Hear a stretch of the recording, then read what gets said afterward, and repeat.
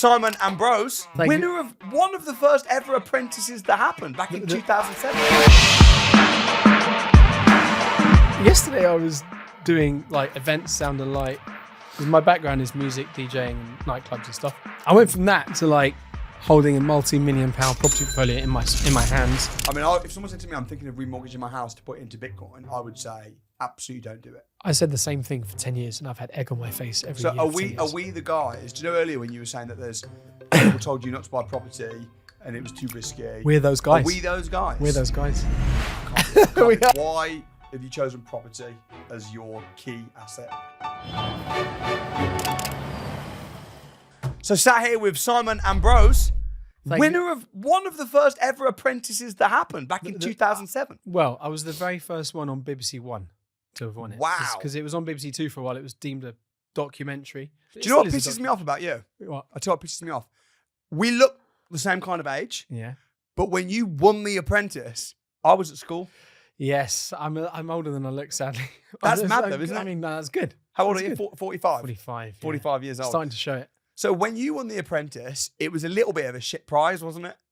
I wouldn't say that. It was a very good prize, but I think it's arguably a better prize, a better program now than it ever has been. Yeah, but what the prize now is what? £250,000 investment for your business? On paper, yeah. It's £250,000 that comprises PR help, accounting help, I mean, CEO help. I mean, there's a lot in there. Yeah. There's And I've spoke to some of the winners, man, and their businesses blew. Some of them have done really We had, well. what's her name? Sean Gabidon, I think her name is. Yeah. Joseph Valente, some of these guys. Yeah. I know Joseph took a different turn, but they did super good things. When you won The Apprentice, what was the prize? It was a job. I won a job, which is a dubious prize in that sense, because you got to turn up for work every day. I mean, of course, if you're a business owner as you are, you've still got to turn up. But I had to turn up for work. I was at Sir Alan Sugar, as he was known at the time. Now Lord Sugar. I was at his offices every day, working 9 to 5. Or obviously sometimes longer hours. But my office was next door to his. I had this amazing opportunity to be sat effectively as close as I could to him in his private office. Mine was a shared office.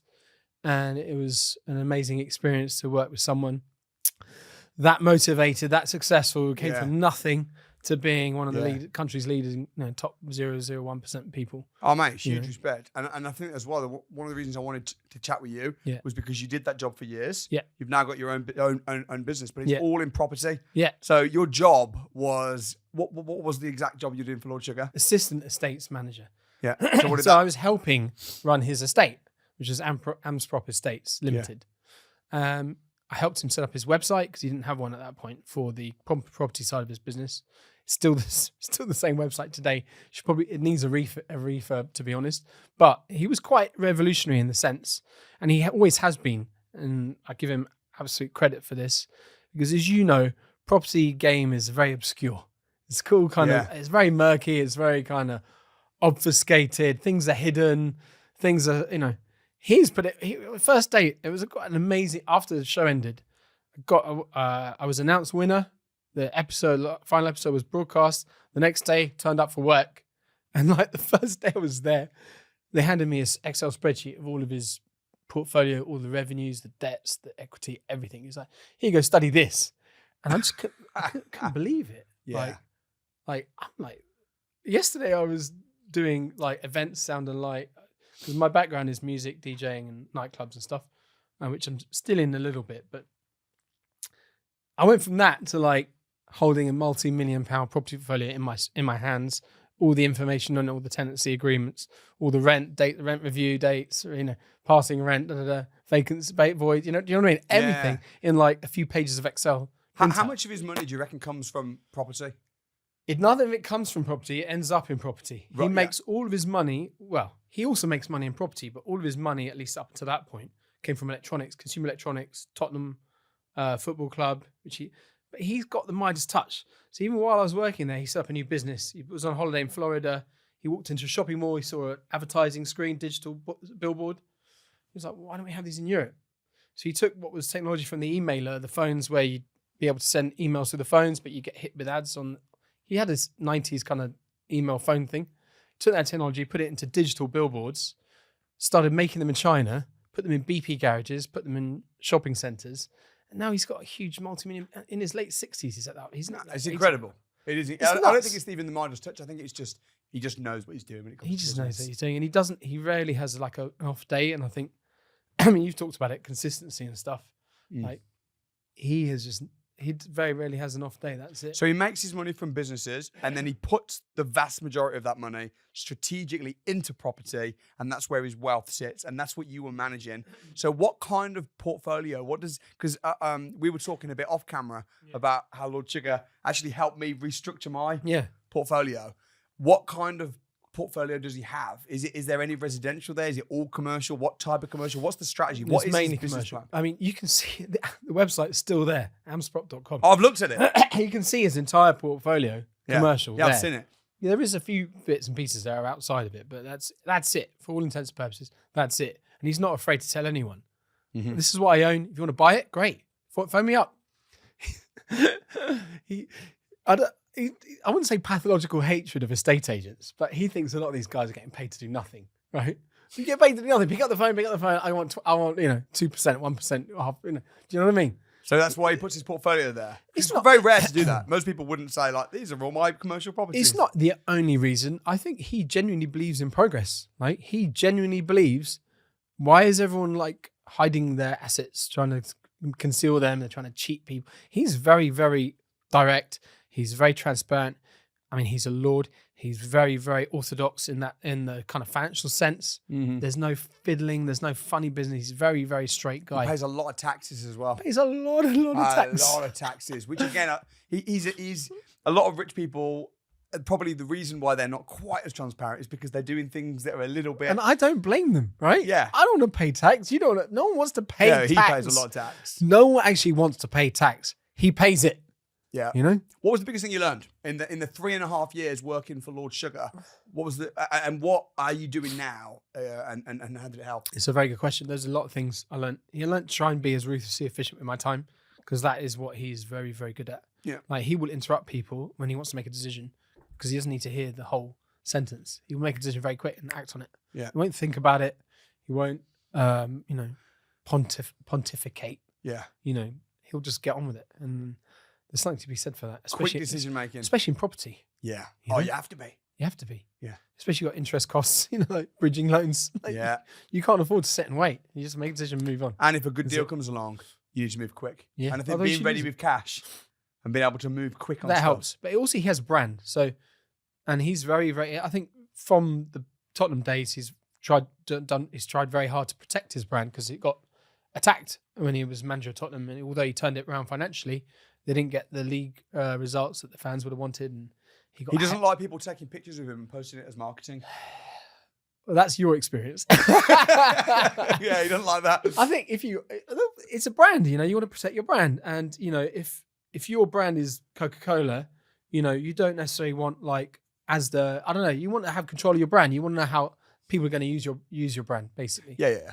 I get it. I get both sides of that, Yeah, it's complex and nuanced, but I maybe won't go into it here. But I can if you wanted. Do you want to know what happened? What happened? So what happened was I met him in 2017. Yeah. I paid £4,800 to have a boardroom meeting with him to discuss business plans. And to be fair, he was amazing. Like he went into everybody's business plan around the room. It was like watching magic happen. He was just like, how can I help you with? What should tell me about your business? And they'd tell. And he'd interrupt them and ask questions and get to the crux of their business.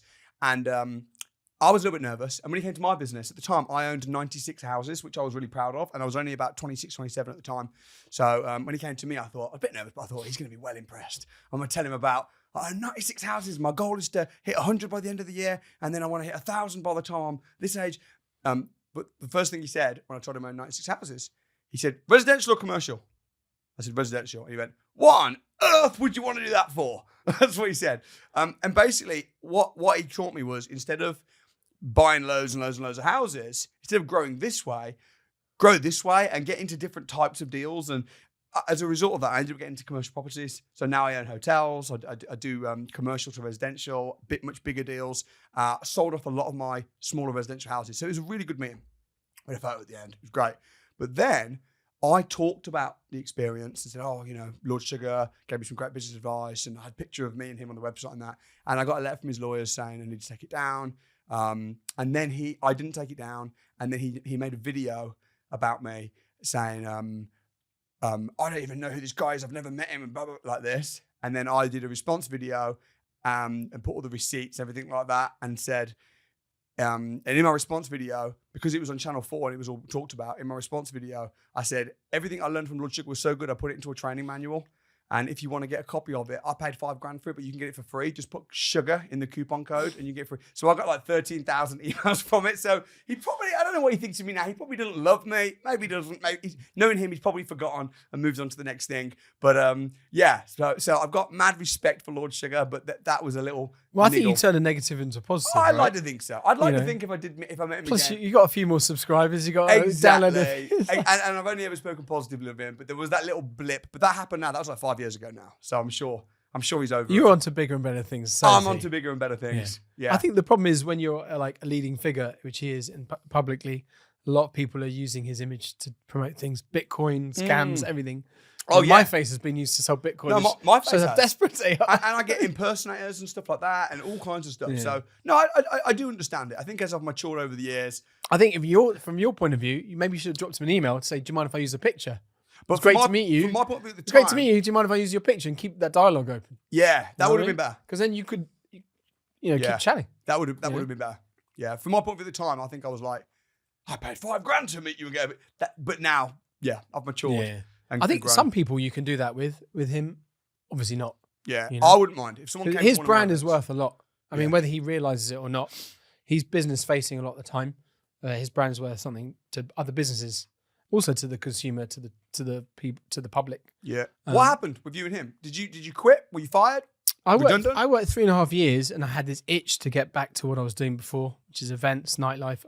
I took on a kind of a passive investment role in a restaurant nightclub that I was involved with. A friend of mine that's quite big in the nightclub and restaurants scene in London, well-known figure, and he offered me something to come in with him. I got involved with him. I wanted to turn my house into flats, is the place I was living in. I remortgaged it. I got this amazing tracker deal, which the rates went down to like near zero. Yeah, it's basically free money. Yeah, and I just had an itch to do something, and I couldn't do both. Yeah, fair enough. Yeah. And at the time as well, $100,000 doesn't sound like that much now, but at the time in 2007, that's probably more like $250,000.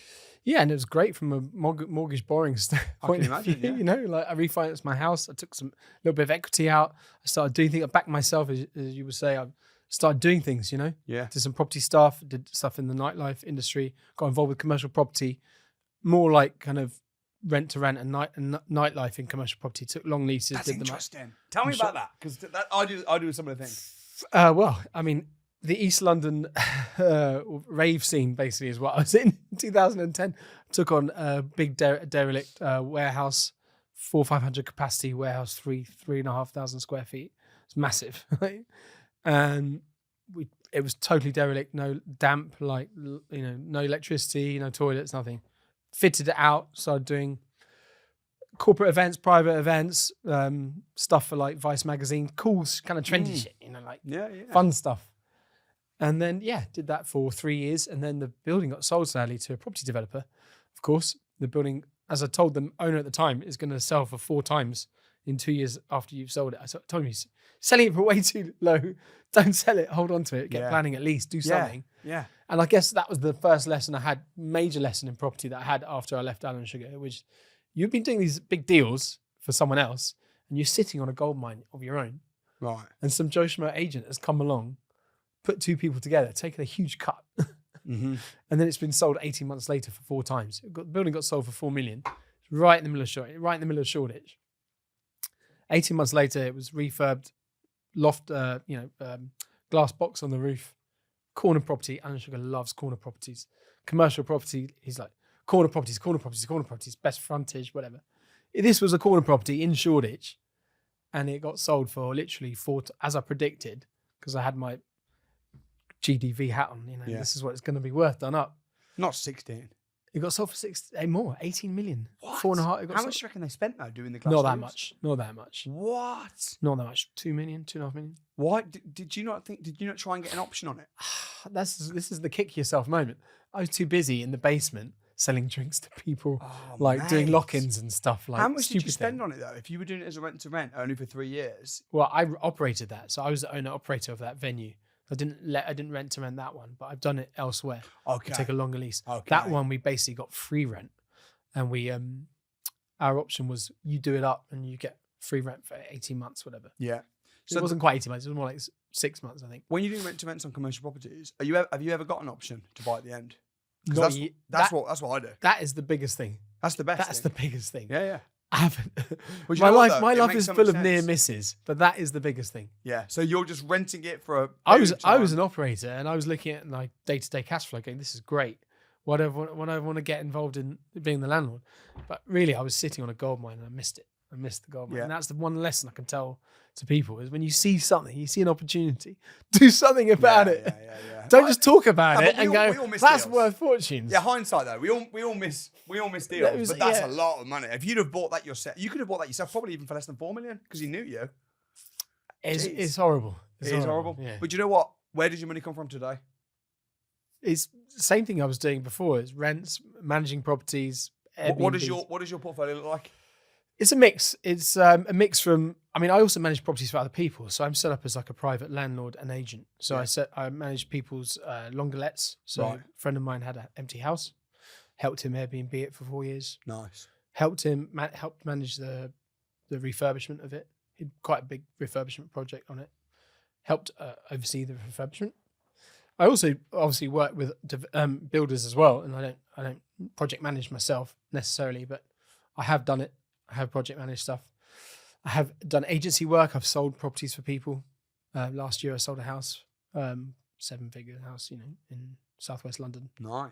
What percentage commission did you charge? Standard agency fee, really. 2%? Way less than that. Was it? Texas are charging. I don't know how to say.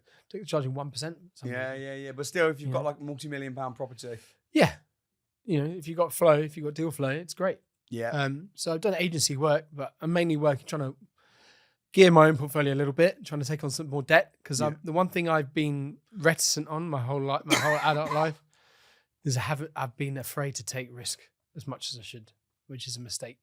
I think you took a risk when you went on The Apprentice. Yeah, I took a risk. I did it for a dare, and I took a risk when I got a tracker mortgage. But that in itself is not that much. It's not that much of a risk. It's a few percent here and there. How did you win The Apprentice? Why do you think you won it?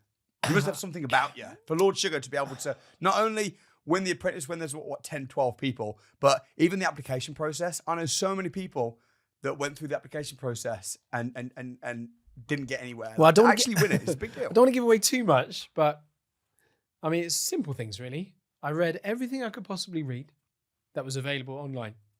I watched every episode I could download, whether it was on YouTube, on SoulSeek or one of these other file sharing sites.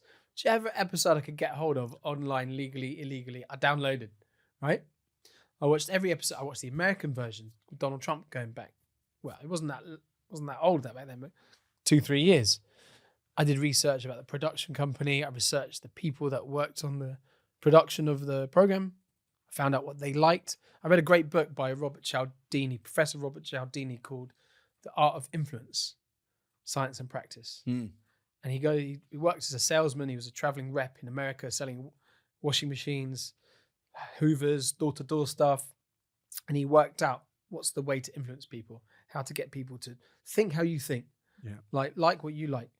And there's stuff in there about, reflecting, mirroring, moving, like mirroring, matching, all kinds of stuff that is in a lot of these psychological books. Tony Robbins' books, Unlimited Power.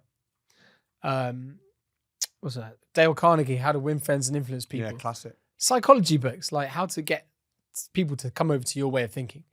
And actually, like a lot of it is fluff, a lot of it is psychobabble, but a lot of it works, right? And it doesn't just work when you're applying for a TV show, It works when you're talking to a bank manager. It works when you're talking to an estate agent. Yeah. It works in all forms of life, right? Yeah. Whether you're selling a house, buying a house, selling yourself, trying to do a deal. So the first house I bought, I actually got gazumped. So I went in there, made friends with the owner, got a personal connection, made an offer, got gazumped. First house I bought was in my early mid-20s. I was like, I called my dad for advice because my dad was helping me advise me. I was only like 23, 24. And he goes, well, if you want it, you go a bit more. And I was like, nah, not doing that. I've got what he hasn't got. I've got personal connection with this person that's selling the house. So that I've got to prey on and use. So I phoned them up. I'd been around to see the family that was selling it. I said, look, I've met you. I've been to see you. I've spent time with you. I don't know about this other guy, but I'm really emotionally invested in this and I can't match it. What can I do to get this house? And she was like, they were like, I'm really sorry, but he's offered 20 grand more, like 30 grand. I think it was 30 grand more.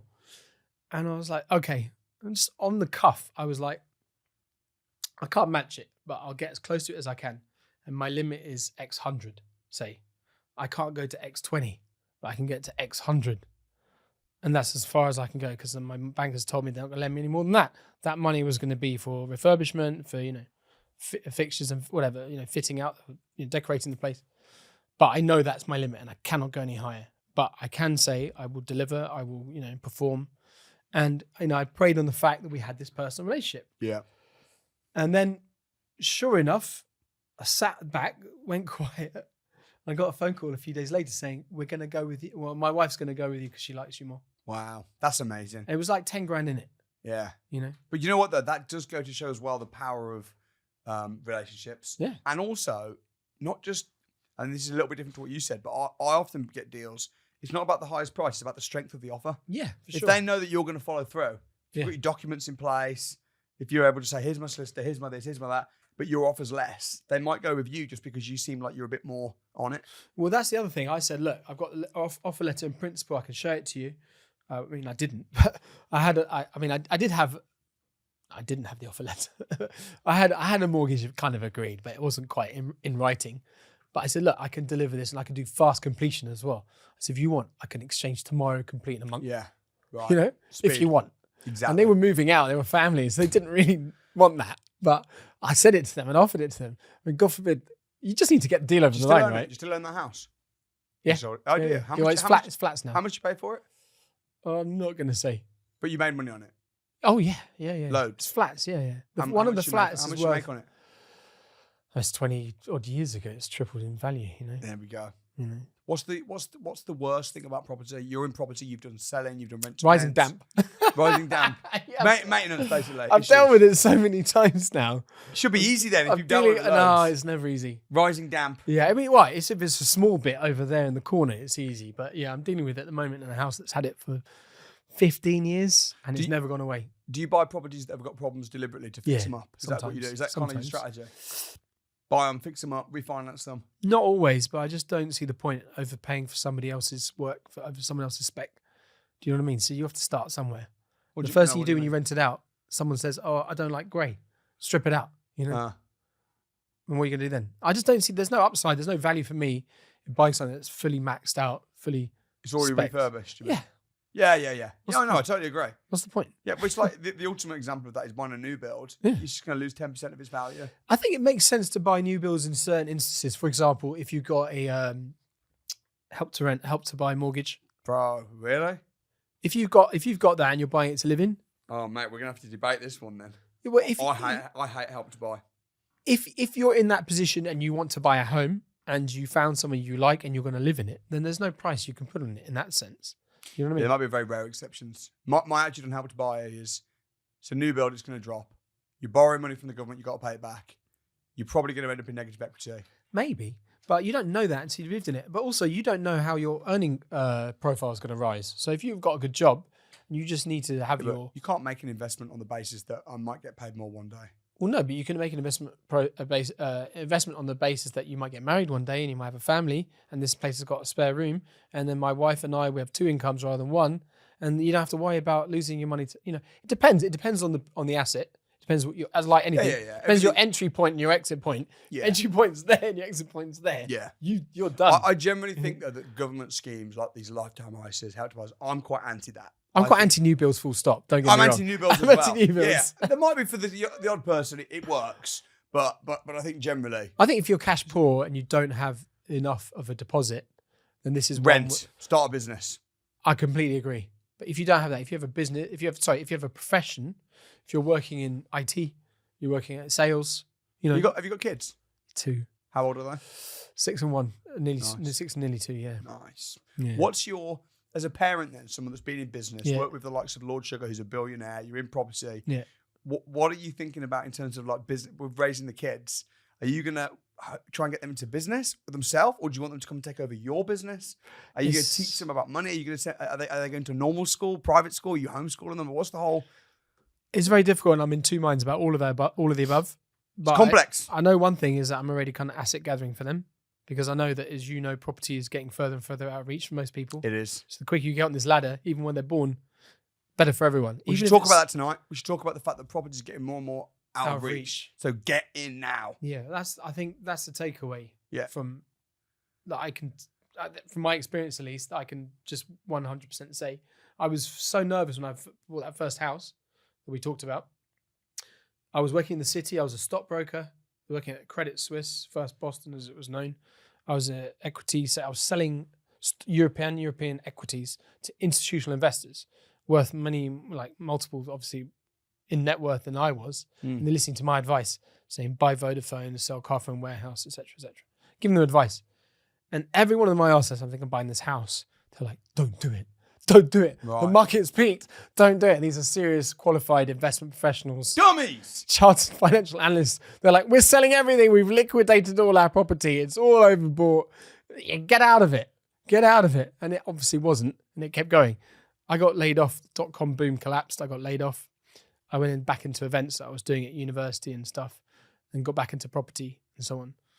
And property just kept going. Yeah.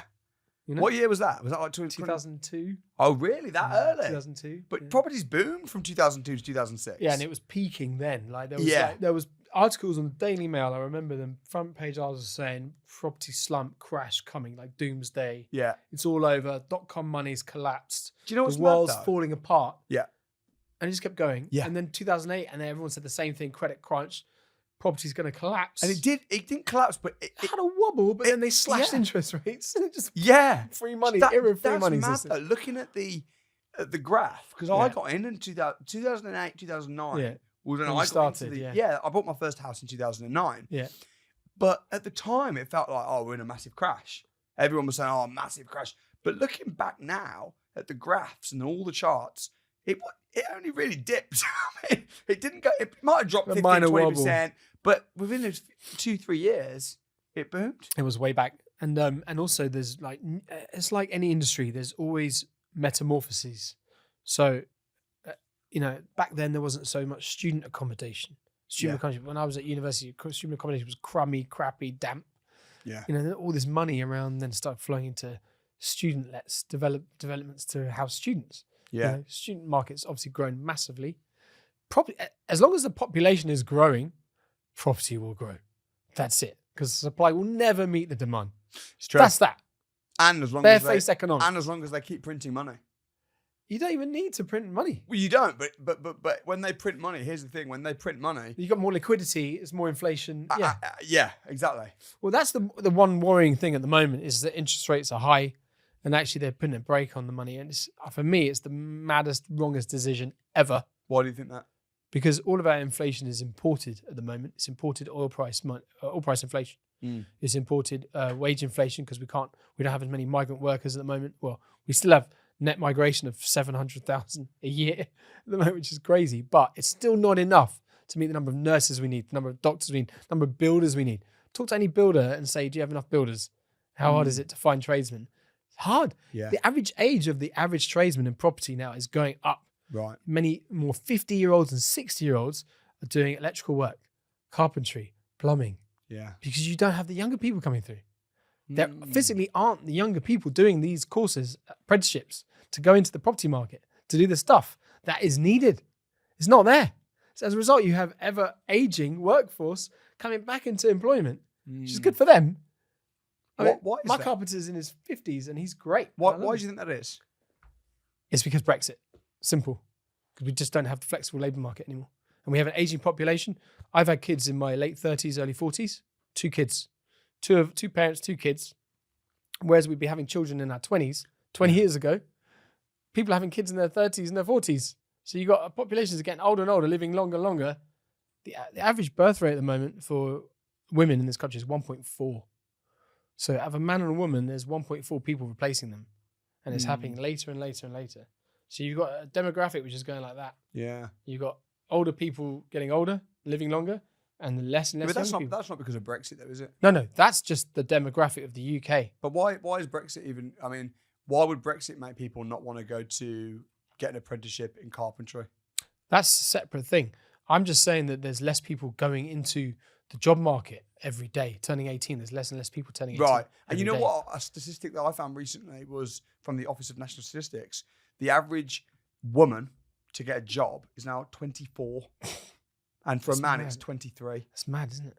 That is mad. Because I left school at 16 and started working straight away. Fantastic. That's what people should do. Do you know what the average age is to buy your first house now in the UK? Oh, it's gonna be horrendous. What is it? What do you reckon? Late 30s? 37. Fucking hell. It's awful. 37. It's just awful, really. It is. And when they do finally get one at 37, it's on a shitty Help to Buy scheme, probably. Yeah. In a new build that's going to have shitloads of problems, a broken, massive service charge for a lift that no one can use. And going in negative equity because of the fact that it's a new build, they buy it shiny. And then they'll find out in 5 years that it's some cladding issue. It's not even helped. It's help. I think it's helped to sell. As a developer, we need. I think the government mean well when they do these enterprises. They mean well. They got stamp duty lower for first time buyers. They're trying to help people with they mean well, right? They're trying their best. I don't want to knock the Labour government, the various Tory governments there have been, because they are trying their best. But the reality is they cannot keep up with market forces. They can't. So, what do you think the future of money is? I know you were talking about my book earlier. I'm going to get you a copy. Yeah. Well, I mean, you talk about. I've looked at it very briefly. You talk about cryptocurrency. Yeah. I think it's going to be a big thing. Maybe not as quickly as, say, some of the other revolutions there has been. Like there was a lot of. I worked in the city during the dot-com boom. I was there during September 11th. You know, the Twin Towers falling. I saw big swings from peaks to troughs. Were you in America? I was I lived in America for 6 months, New York City. Wow. Right before September 11th. I came back here, I was here when it happened. Yeah. But I was working in the city and I saw these huge swings. And it was just the world trying to work out what the hell's going on. Right. So you had dot-com stuff and everything went to like billions. Yeah. Companies like Netscape, which was like Internet Explorer Mark 1. Netscape was like before the Firefox, before Google Chrome. There was Netscape. It was $1 billion, like multi-billion dollar. And they went to zero because everyone realized, actually, we could just do this stuff for free. Just give people Internet Explorer on a CD, or DVD, and that whole business went to zero. So what I'm saying is that we don't quite know how it's going to change the world, but it will change the world somehow. I just think with crypto, it's going to be a lot slower. I see the merit in contracts and having some kind of verification process for people buying and selling things. So I think there is a place for crypto, for example, in property. I think that it will come to fruition, but it's not happening as quickly as people think it's going to happen. Do you invest money into cryptocurrencies? I have a little bit, but not a lot. Yeah. And I have friends that have gone into it balls deep, took out mortgages to do it. No. It's just insane. That is insane. And they're paying really high, eye-watering interest because they're not mortgaging to buy a property. They're mortgaging to take money out. And they're not, Oh no, I would never, ever, ever do that. But mate, can I tell you something? Go on. They're multi-millionaires at the back of it. Well, potentially, but then it's so high risk though. It is nuts. It is. And I'm like, why are you gonna take some profit? So am I wrong then? Is my thinking? I mean, if someone said to me, I'm thinking of remortgaging my house to put it into Bitcoin, I would say, absolutely don't do it. I said the same thing for 10 years and I've had egg on my face every year. So are we the guys? Do you know earlier when you were saying that there's people told you not to buy property and it was too risky? We're those guys. Are we those guys? We're those guys. No, I can't. We are. We're those guys who can't see the wood for the trees. Maybe. Really? Maybe we are. And you know what? You know who's like on the other side of this coin? Go on. Investment funds, professional institutions. They're setting up funds to invest in this stuff because there's a market for it. And they're like gathering assets from pensions, like where mum and dad like keep their pensions at, say, a British Gas or British Telecom, whatever their company is. Guess what? Those pension companies have got a small allocation in fucking cryptocurrency. So people are in it whether they even know about it. Oh man, if you work for these big companies, got a pension scheme, guess what? They've now got allocations putting money into cryptocurrency. I've got 7 figures in cryptocurrencies. So I have got money in cryptocurrencies. Right, so you are in it? No, I'm totally in it. But I'm not in it that much. But if it went to zero, I could live with that. It depends how you've structured it, I guess. If you're 70% Bitcoin, 20-30% Ethereum. It is about that. Yeah, it's about that. It's not going to go to zero, though. No, of course it's not. But Bitcoin but some things is pretty punchy though. So you're in it. Somewhat. So you're not a naysayer. No, I'm not a naysayer. But if someone was literally getting into debt to get to invest into Bitcoin, I'd say that was mad. Is a bit mad. I think it's somewhere to park your money if you've got loads of profit. But the property was somewhere to park your money when you've got loads of profit. And now you're telling people to gear up. And well, you're not saying what I'm saying. Everyone says like you have to get a mortgage, you have to gear up. The difference is it's a tax-free asset. If you own home, it's a tax-free asset. Yeah. So you can sell your own home, capital gains tax-free. Whereas when you sell Bitcoin, eventually, some of it you're going to get stung for like 30% or whatever it is at the time. Can you buy Bitcoin through your pension? SaaS pension. We're getting to that point. I don't think we're there yet. I don't think we're there on a SIP-based, self-invested pension point yet. But there are people looking at it to set up exchange-traded funds where you put money into, you buy a unit of a fund and the fund invests in a basket of cryptocurrencies. That I think is happening. So you potentially, but I don't know. We'll see. Yeah. I'm not sure of the relative merits of doing that. Put it that way. I guess ultimately study history.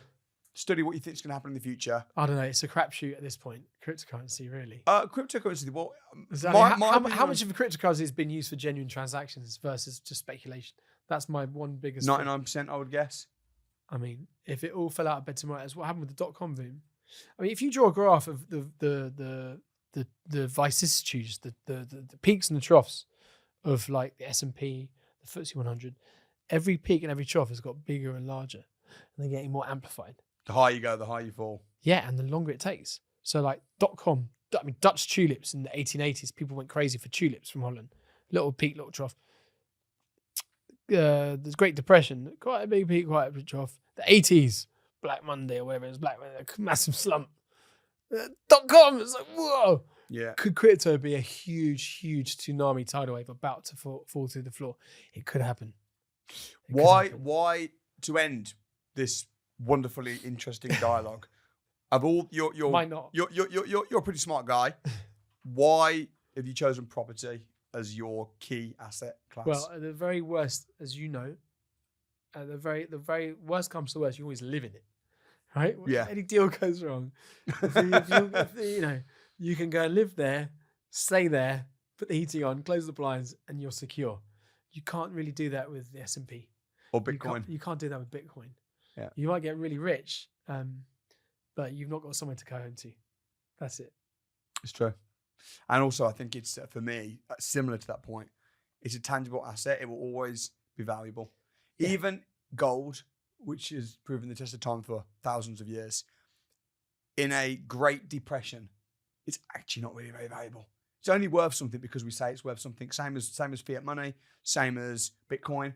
It's only worth something because we say it's worth something. Property is actually worth something because it's a home for somebody. Yeah. So I think it's a great asset, and it's proven the test of time. And you can be creative with it and do things like rent, service accommodation, which we didn't touch on, but hopefully we'll do a part 2 soon. Simon, pleasure. Thank you so much. Thank you.